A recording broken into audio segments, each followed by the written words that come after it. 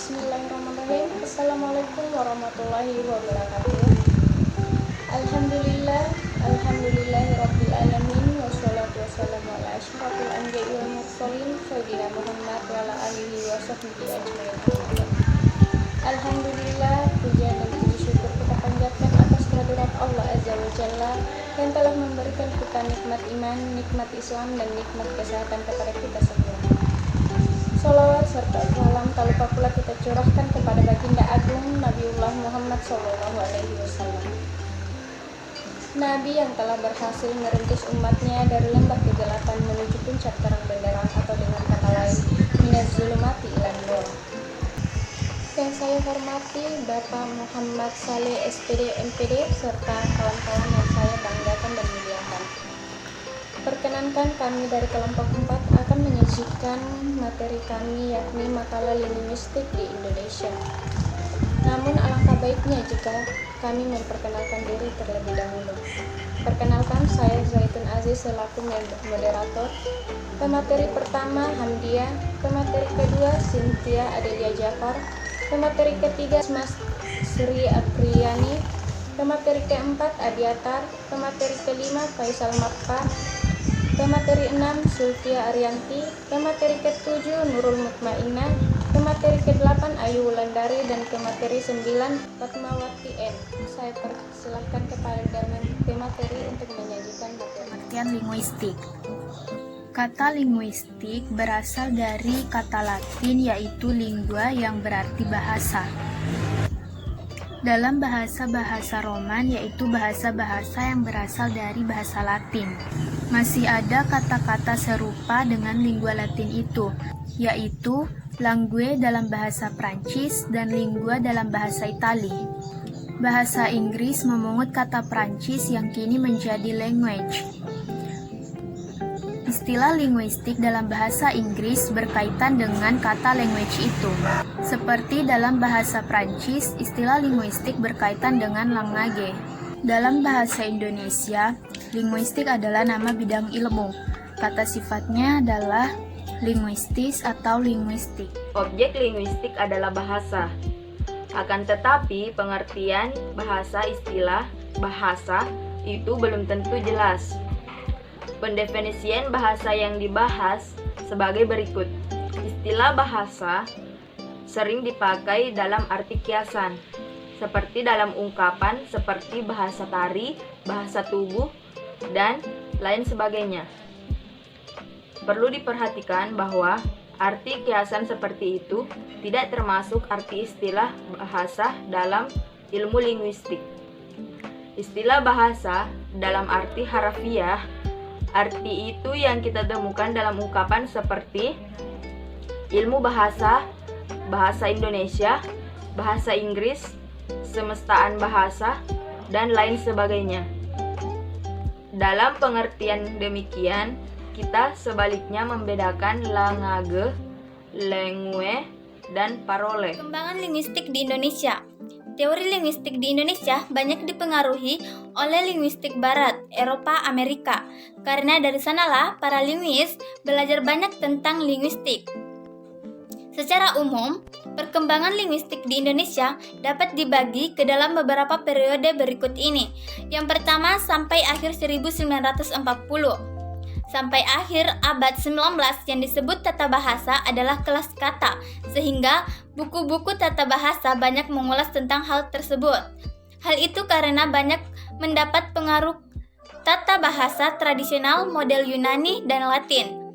Beberapa buku tata bahasa tertua tentang bahasa Melayu antara lain, yang pertama ada Crown of the Court, Berich van de Miliche Tel, Vervet in Twee, Delen her eerste handelende van de letters en de heren eigen.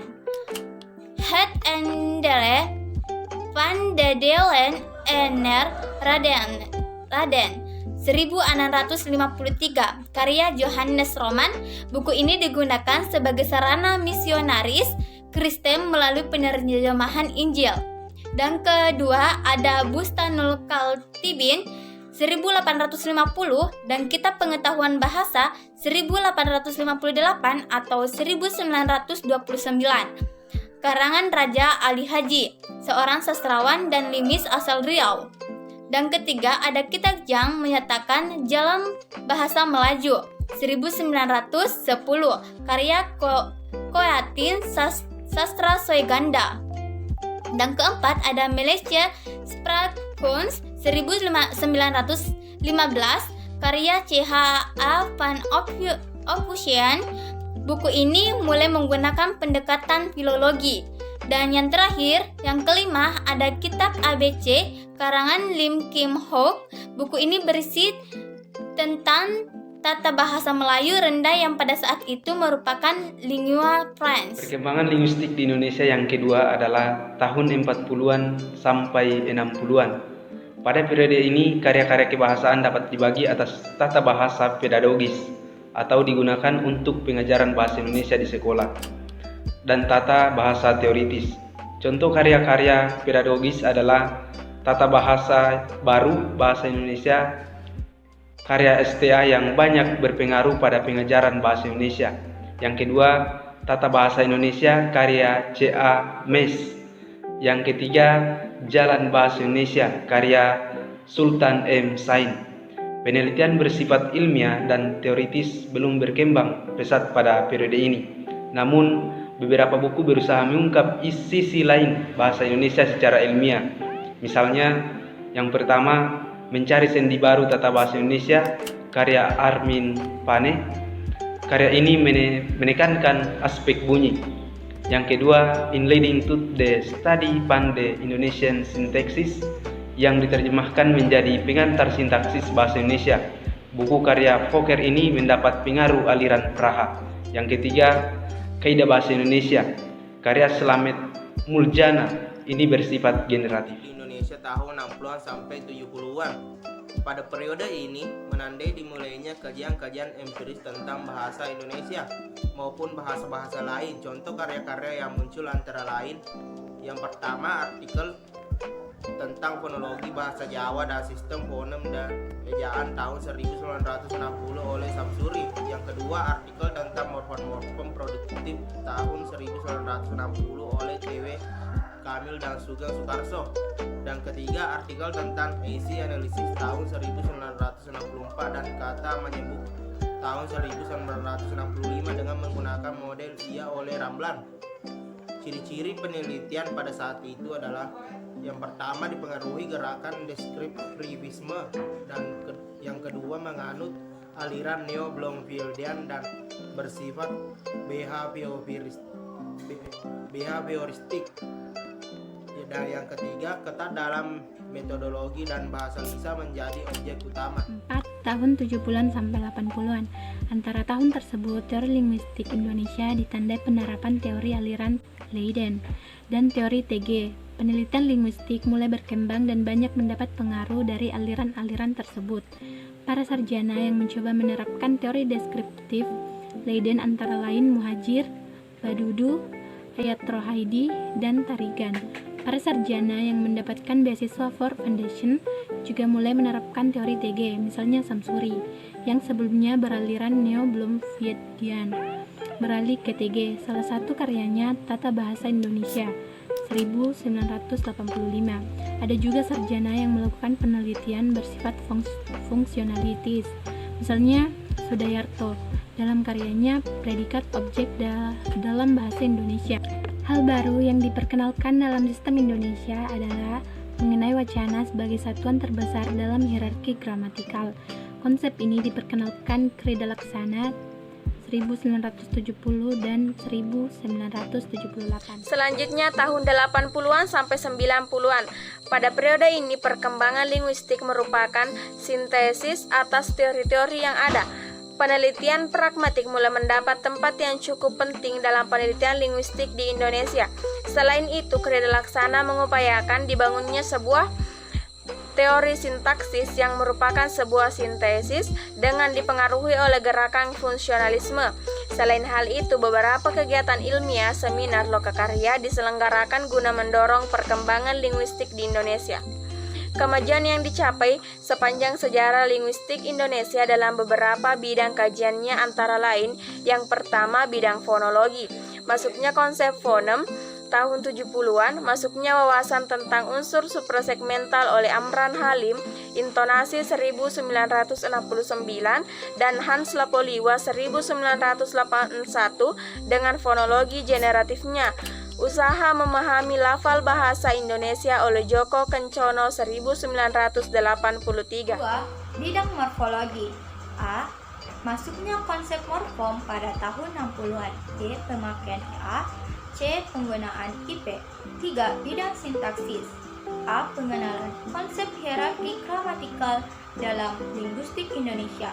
B. Pengenalan konsep rasa menggunakan teori Hockett atau aliran Neo-Bloomfieldian oleh Ramlan tahun 1964. C. Pengenalan teori teknemik oleh Grida Laksana tahun 70-an dan D. Surdayanto tahun 1979 mempertajam konsep klausa. Selanjutnya adalah bidang leksiografi. Muncul seorang pelopor leksiografi modern Indonesia yaitu W.J.S. Koeroa Darminta. Kamusnya yang terkenal adalah Kamus Umum Bahasa Indonesia yang dirilis pada tahun 1952. Selain itu, ia juga menaruh perhatian pada bahasa Jawa dan bahasa Jawa kuno.